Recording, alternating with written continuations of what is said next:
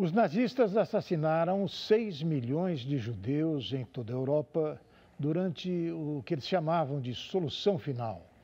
Campos de concentração serviram de palco para uma das maiores atrocidades da história da humanidade.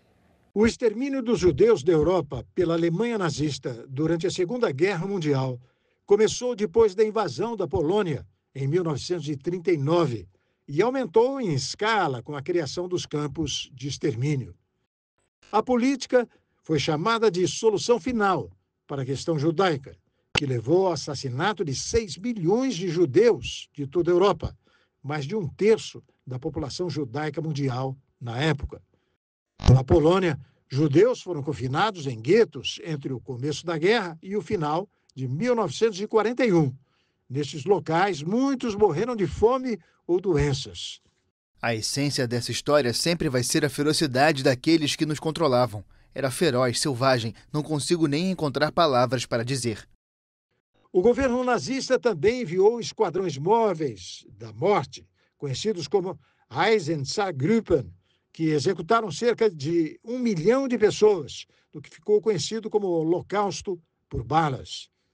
Os líderes da SS, a guarda de elite nazista, implementaram o extermínio por câmeras de gás em 1941, técnica que já tinha sido testada na Alemanha em pessoas com deficiência.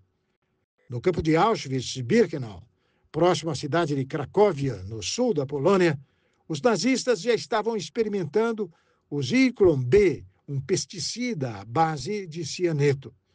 A substância foi utilizada para o assassinato em massa de 600 prisioneiros soviéticos e 250 poloneses em setembro de 1941.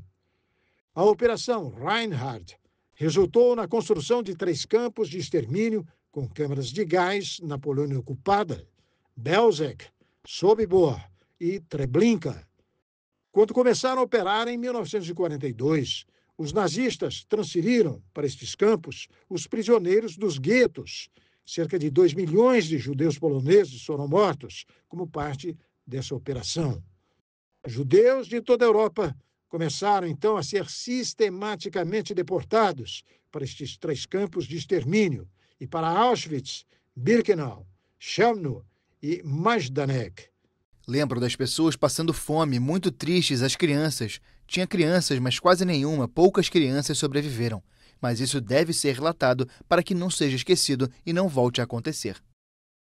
Em Auschwitz, que se tornou símbolo do Holocausto, mais de 1 milhão de pessoas foram assassinadas, principalmente judeus, mas também ciganos, prisioneiros de guerra, soviéticos e poloneses.